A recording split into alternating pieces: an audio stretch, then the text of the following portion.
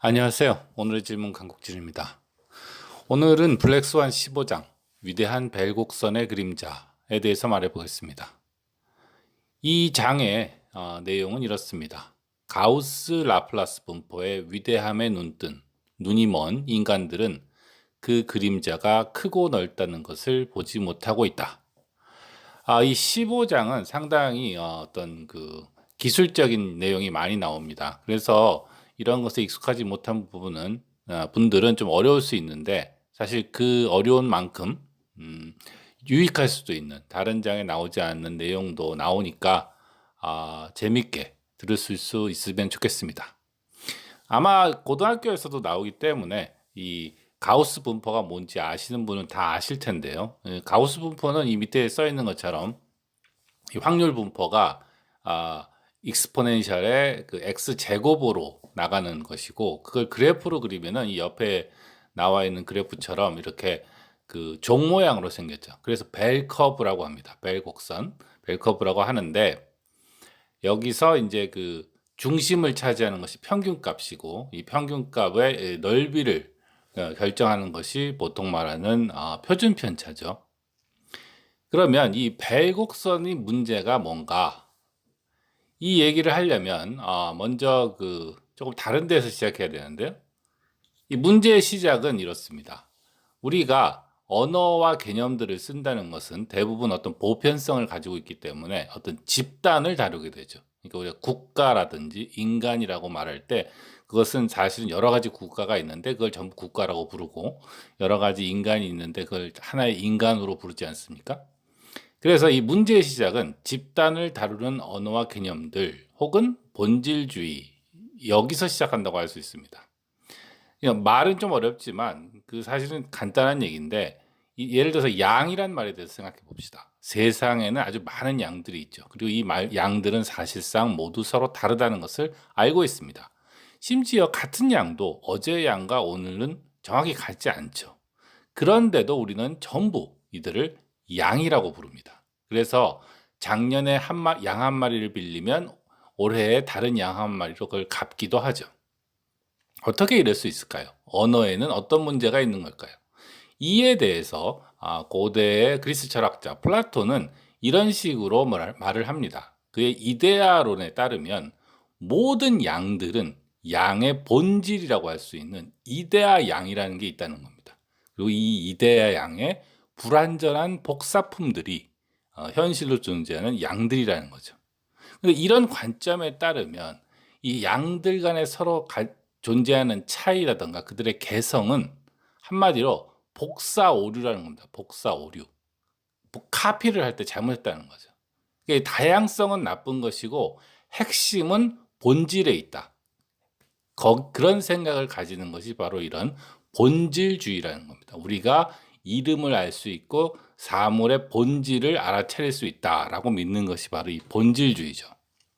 이 본질주의가 현대 과학이 발전한 이후에 통계학이 발전하면서 약간 더 변화가 됩니다. 어떻게 변화가 되냐면, 현대 과학의 핵심은 사실상 모든 것을 측정하라라는 말로 얘기할 수 있거든요. 예를 들어서 높다든가 낮다든가 이런 게 아니라 높이가 100m라든가 150m라든가 이런 식으로 정확히 측정을 하는 거죠.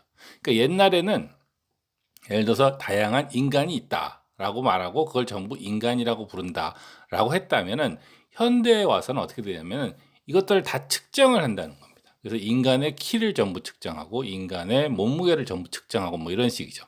그래서 다양한 인간이 있다는 말은 인간에 대한 다양한 측정값이 있다는 말이 되고, 결국은 통계를 다룬다는 뜻이 되는 겁니다. 그래서 서양에서는 사실 18세기, 19세기에 있어서 많은 이런 통계적인 측정을 있었다고 합니다. 그래서 이 통계를 가지고 이제 세상을 보게 되는 거죠. 이 무렵에 이 나심 탈렙이 매우 강력하게 비판하고 있는 아돌프 케틀레라는 사람이 이제 주로 19세기에 활동한 벨기에 과학자인데, 평균적인 인간이라는 개념을 주장했다고 합니다. 이 평균적인 인간이라는 개념은 앞에서 말한 플라톤의 이데아 양, 뭐 이런 거랑 생각하면 알 수 있죠. 그러니까 말하자면 플라톤은 측정 같은 개념 없이 그냥 어떤 본질을 알 수 있다 이랬는데, 이 측정이 나오고 통계가 나오는 시대에는 평균 값으로 우리는 인간의 본질을 알 수 있다, 뭐 이런 식으로 주장한 거나 마찬가지가 되는 것이죠. 여기서도 그런데 마찬가지 일이 생기는 겁니다. 인간의 본질은 평균으로 과연 알 수 있을까? 인간이 가지는 개성은 신의 오류인가? 현대에는 창의성이라든가 어떤 개성을 많이 강조하기 때문에 이런 얘기를 들으면 좀 황당하지만, 사실상 이런 생각이 우리 머릿속에 아주 뿌리 깊이 박혀 있다라는 것이 바로 이 챕터 15장에서 하고 있는 나심의 주장입니다. 왜 머리에 깊이 뿌려박혀 있느냐? 왜냐하면 과거로부터 발전되어 온 이런 통계나 이런 곳에 그런 개념이 이미 깊이 박혀 있다는 거죠.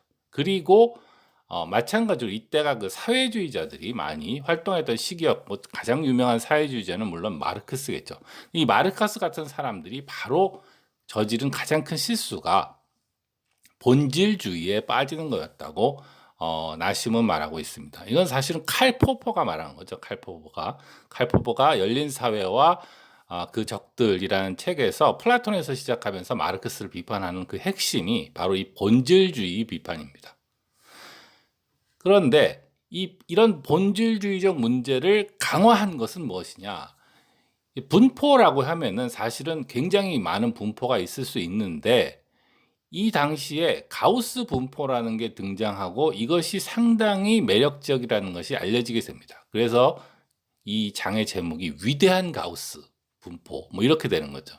근데 사실은 이 나심의 가우스 분포의 비판은 맞습니다만은 사실 이럴 수밖에 없는 이유가 있어요. 여러분들이 못을 박는 망치를 들고 있으면 세상에서 다 못만 찾으려고 하거든요. 마찬가지로 이 시대를 살았던 사람들이 사실상 이제 그 통계, 분포 이런 것을 계산을 하고 그런 것을 분석을 해야 되는데, 현실적으로 그걸 할 수 있는 경우가 별로 없었어요. 이 당시로는 컴퓨터도 없었거든요. 다 손으로 계산하는 거였기 때문에 손으로 뭔가를 계산해낼 수 있는 경우가 별로 없습니다. 그런데 이때 가우스 분포라는 게 등장했고, 이 바로 뒤에 얘기하겠지만 중심 극한 정리 이런 것을 증명하게 됩니다. 그래서 가우스 분포가 굉장히 중요하다는 걸 알게 되죠. 사실 가우스 분포는 지금도 굉장히 중요한 게 맞습니다. 다만 이게 언제나 참은 아니다라는 것이 중요하다는 것이죠. 그래서 이 가우스 분포는 이제 여러분들이 이제 좀 연구나 이런 데서 써본 사람은 아는데, 굉장히 그 컴퓨터 없이 해석적으로 계산할 수 있는 능력을 가진 좋은 수학적 틀이다. 문제는 이게 언제나 맞지 않는다는 거죠. 이게 얼마나 이 계산이 어려운 일이냐면, 컴퓨터가 등장하기 전에는 이 계산이 원래 어렵고요. 사실은 컴퓨터가 등장하고 계산기가 등장하고 난 다음에도 확률 분포는 계산하기가 어려웠습니다. 왜냐하면 이걸 차원의 저주라고 그러는데, 동전을 하나 던지면 두 가지 경우가 있는데, 두 개를 던지면 네 가지가 있고, 세 개를 던지면 여덟 가지가 있고, 이렇게 빨리 늘어나잖아요. 그런데 이런 다차원적인 그 확률을 다루기 시작하면은 경우의 수가 너무 빨리 일어납니다. 그래서 이 확률 계산을 컴퓨터를 가지고도 할 수 없는 일이 금방 생겨요. 이것을 극복한 것은 아주 최근의 일입니다. 아주 최근에 몬테칼로 방법이라는 것이 발전돼서 이런 걸 하고 있죠. 그리고 뭐 그런 걸 통해서 뭐 베이지안 확률 계산 같은 걸 하고 이렇게 합니다. 모르셔도 되는데 그냥 이름만 언급하고 지나가겠습니다. 그런데 여러분들이 차를 운전하신다면 이제 차에서 이제 내비를 쓰겠죠. 내비를 하면 이제 길찾기를 하지 않습니까? 그 길찾기도 생각을 해보면, 이 교차로가 나올 때마다 가능한 경우가 많이 있으니까 멀리 갈 때 그 모든 교차로에서 차가 어떻게 움직여야 되는가 가능한 경우를 다 계산할 수가 당연히 없겠죠. 그래서 그걸 어떻게 찾아낼 수 있는가, 이런 것도 다 확률 계산 뭐 이런 것과 관련이 있습니다. 이런 것들을 전에는 극복할 수가 없었는데, 이런 게 극복하게 된 지가 불과 몇십 년이 안 됩니다. 그러니까 그 전에 있던 사람들은 할 수 있는 게 없었으니까 이제 가우스 분포에 더더욱 이제 매달린 거죠. 그래서 현대 확률 통계는 기본적으로 가우스 분포라고 가정하고 뭔가를 하는 일이 아주 많습니다. 문제는 수학자들은 그걸 알면서 쓰는데, 이 확률 분포를 수학자한테 배운 경제사회학자는 그 기원을 잘 따지지도 않고 그냥 가져다 쓰는 일이 많다는 것이죠. 그래서 이게 적용해도 되는가 안 되는가를 생각 안 해보는 일이 많다. 이것이 큰 문제다라고 나심은 말을 하고 있습니다.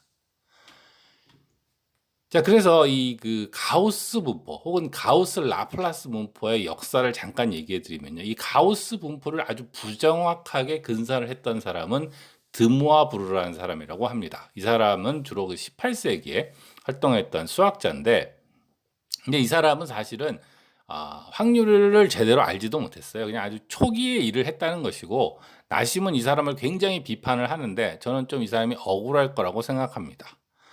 반면에 그 나심은 가우스를 아주 옹호하고 라플라스는 언급도 하지 않는데, 사실은 이 가우스 분포가 퍼지는 역사에 있어서 정말로 중요한 역할을 한 사람은 가우스와 라플라스 둘 다고, 어떻게 생각하면 라플라스가 더 중요합니다. 왜냐하면 이 라플라스가 1810년에 중심극한 정리를 발표했거든요. 이 중심극한 정리라는 것이 가우스 분포에 아주 중요한 의미를 부여합니다. 이 중심극한 정리란 무엇인가? 그거를 옆에 쓴 걸 보면, 중심극한 정리란 독립적으로 여러 번 측정한 값의 합은 정규 분포에 수렴한다, 이런 내용을 가지고 있습니다. 이게 무슨 뜻이냐를 뭐 자세하게 설명하기는 좀 그렇지만, 예를 들어서 여러분들이 걸음을 걷는다고 해봅시다. 한 걸음 걷고 두 걸음 걷고 세 걸음 걷는데, 여러분이 30걸음이나 100걸음을 걸은 다음에 그때마다 내가 100걸음을 걸으면 얼마를 가는가를 이제 측정했다고 해보죠. 그건 여러 번, 그러니까 100번 걸은 거의 합이잖아요. 이런 것들은 놀랍게도 중심극한 정리에 따르면 전부 가우스 분포를 가지게 된다는 거예요. 그러니까 놀랍잖아요. 이게 독립적으로 여러 번 한 걸 합치기만 하면 정규 분포에 간다는 거죠. 그래서 이러한 것을 이용해서 물리학자들은 사실은 어떤 그 비커에 들어있는 그 분자들이 이렇게 독립적으로 움직이고 있다라고 가정을 하면, 이 안에는 소위 말하는 아보가드로수만큼 엄청난 숫자의 그 기체가 들어있는데도 그 기체가 움직이는 것의 분포를 이 중심극한 정리로 추정을 할 수가 있고, 그렇게 계산을 해보면 또 현실과 맞습니다. 아주 놀라운 일이죠. 그러니까 이 가우스 분포가 놀라운 것이고, 이 중심극한 정리가 이렇게 설득력이 있었어요. 이 가우스가 이름이 붙어 있는 것으로 알 수 있듯이, 가우스 분포는 역시 가우스의 역할도 컸는데, 가우스는 중심극한 정리를 발표하기 이전에 어떤 일을 했냐면, 이 확률 최대한 법이라는 게 있습니다. maximum likelihood 방법이라는 걸 써서 어떤 때 어떤 평균값이 이 maximum likelihood 방법에 의해서 최저값으로 도출되는가, 뭐 이런 그 가우스 분포의 당위성을 주장하는 논증을 펴죠. 그래서 이제 이 가우스 분포가 이렇게 가우스나 라플라스 같은 유명한 수학자들의 도움을 타고 사람들에게 저처럼 퍼지게 되는 겁니다. 그리고 퍼지고 꼭 모든 것이 가우스 분포는 아니라는 걸 알았지만, 이 가우스 분포는 자세하게 그 수학적인 내용을 설명드릴 수는 없지만 계산을 할 수 있는 아주 편리한 능력이 있기 때문에 아주 널리 쓰이게 되는 것이죠.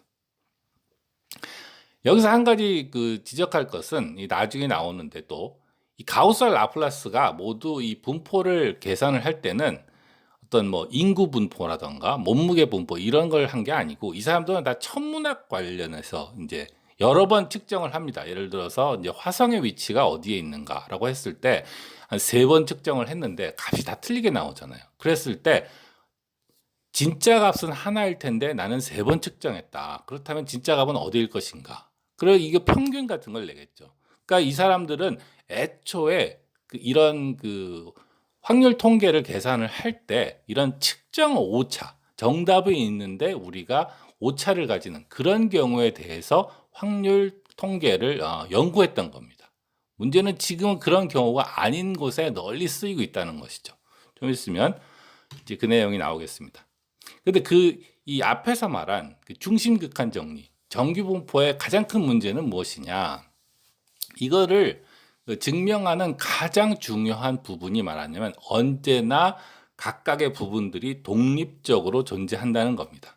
근데 예를 들어서 비커 안에 있는 그 공기 분자는 서로 부딪히지 않고 이렇게 독립적으로 존재할 수 있다고 말할 수도 있지만, 예를 들어서 옆에 있는 어떤 그 보트를 타고 노를 젓는 사람들을 생각해 봅시다. 만약에 이 각각의 노가 지지각각으로 독립적으로 하고 있다면 이 배가 앞으로든 뒤로든 나가지 않겠죠. 그냥 제자리에서 움찔움찔 할 겁니다. 그런데 실제로 경기를 보면 이 배가 빠르게 앞으로 나가죠. 어떻게 나가느냐? 모두가 리듬을 타고 같은 방향으로 미니까 그런 거죠. 그러니까 이 모든 사람들이 지지각각으로 노를 젓는 상태는 중심정리, 극한정리 같은 것으로 가우스 분포를 가진다라고 얘기할 수 있지만, 사실은 현실에서는 이런 게 아니라 이거에 참여하는 어떤 그 각 부분들이 서로 강력하게 상호 관계를 가지는 경우가 많이 있기 때문에, 결론적으로 중심극한 정리에서 말하는 가우스 분포에서 벗어나는 그런 일이 아주 많다는 거죠. 그러면 우리가 이것이 가우스 분포가 아닌가를 어떻게 알 수 있는가? 이 가우스 분포의 특징이 하나 있습니다. 그것은 평균 값으로 매우 빨리 수렴한다는 겁니다. 이게 그 다음에 나오는 건데요. 이 가우스, 이 여기 나온 그래프의 위쪽과 아래쪽은 이런 겁니다. 예를 들어서 여러분이 1000개의 동전을 던진다고 해봅시다. 그러면 이제 딱 500개만 앞면이 나오진 않겠죠. 어떤 때는 480개, 어떤 때는 520개, 이런 식으로 앞면이 나오는 숫자가 다를 겁니다. 이 위에는 그래서 1에서부터 20까지 숫자가 있는데, 그러니까 20번 1000개의 동전을 던졌을 때 각각 앞면이 몇 번이 나오는가를 이렇게 표시한 거죠.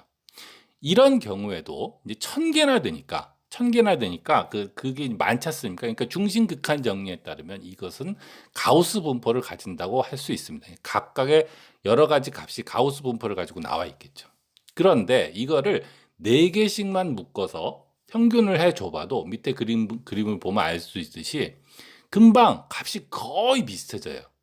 그래서 이 가우스 확률 분포라는 거는 이렇게 평균을 하면은 금방 평균값밖에 안 남습니다. 이 옆으로 그 분포가 없어지는 거죠. 이것이 가우스 분포의 큰 특징이고, 현실적으로는 이렇지 않다는 겁니다. 현실적으로는 이렇지 않다. 그리고 이게 그 다음 장인 16장에 이제 내용이 있기도 한데요. 이게 프랙탈에서는, 소위 말하는 프랙탈에서는 실제로 이렇지 않다라는 것을 나심은 말을 합니다. 자, 뭐 결론을 내리면서 정리해 봅시다. 가우스 라플라스 분포의 위대함에 눈이 먼 인간들은 그 그림자가 크고 넓다는 것을 보지 못하고 있다. 가우스 라플라스 분포라는 것은 상당히 강력한 툴이었고 여러 가지 매력적인 성질이 있기 때문에 널리 쓰였지만, 사실은 그런 매력에 눈이 멀어서 우리가 이게 정말 가우스 분포인지 아닌지를 확인하고 있지 않다는 겁니다. 그리고 제가 여기서 굉장히 강조하고 싶은 것은, 이 본문의 내용을 잘 들으시면 알겠지만 제가 언어에서부터 시작했지 않습니까? 마찬가지로 확률 통계는 언어처럼 시간적, 공간적으로 펼쳐진 이 세상에 대한 인식 방법이라는 거죠. 그러니까 우리가 양을 보고 양이라는 이름으로 양을 이렇게 알아보지 않습니까? 그러니까 확률 통계도 어떤 그런 집단을 알아보는 방법이라는 겁니다. 그래서 우리가 뭐 중산층이 어쨌느니, 한국이 어떻느니라고 말하는 것도 결국은 그 중산층이 가지는 통계, 한국인이 가지는 통계가 그 뒤에 있다는 거죠. 그 통계를 통해서 우리가 중산층이라는 말을 쓰면서 중산층은 이렇지, 한국인이라는 말을 쓰면서 한국인은 이렇지, 이런 식으로 현대에는 이해를 한다는 거죠. 더군다나 이건 공간적인 거라고 생각하면, 시간적으로 말하면 어떤 행동이 미래에 어떤 결과를 만들어낼 확률을 계산해 봅시다 라는 것이 바로 우리의 책임에 대한 계산이 됩니다. 여러분이 돌멩이를 하나 던졌는데 그게 사람을 죽일 확률이 99%예요. 그리고 사람이 죽었어요. 그럼 여러분은 사람을 죽인 거죠. 99% 확률이었으니까. 그런데 그 확률이 1000분의 1, 만분의 1밖에 안 되는데 사람이 죽었어요. 이 경우에도 사람을 죽였다고 할 수는 있지만 확률이 워낙 낮으니까 이것은 고의가 아니었다, 내가 몰랐다라고 할 수 있는 일이 되겠죠. 이렇게 확률이 어떻게 계산되느냐에 따라서 우리의 책임이라든가 그런 게 달라지는데 현대 사회에서는 여러분의 행동이 그렇게 그 결정적이지 않다고 생각했는데 사실은 결정적일 수 있는 그런 일도 생기기 때문에 점점 확률 통계가 더 중요해지는 것이죠. 이렇게 다시 말해서 잘못된 확률 통계 방법은 우리를 잘못된 인식을 가지게 하죠. 장님으로 만들고 결국 블랙스완을 부르게 된다는 겁니다. 마지막으로 제가 한 줄 더 써놨는데 이게 뭐냐면 이 나심은 사실은 이 인공지능이나 이런 것에 대해서 얘기하지 않습니다. 그런데 이 가우시안 어떤 그 분포의 그 한계 이런 거를 극복하는 방법을 이제 앞에서 나온 어떤 그 몬테칼로 방법이라던가 이런 것도 쓰는데 이 인공지능도 이 데이터를 바르는 한 가지 새로운 방법이라고 할 수 있습니다. 이렇게 나신이 비판한 것처럼 이런 문제가 있기 때문에 현대에서는 다르게 접근하고 있기도 합니다. 좀 복잡한 얘기였죠. 그렇지만 사실은 이 안에는 재미도 있고 중요한 얘기도 많다고 생각합니다. 여러분들이 재밌게 또 이해할 수 있으셨으면 좋았겠습니다. 오늘은 여기까지 하겠습니다. 오늘의 질문 강국진이었습니다. 안녕히 계세요.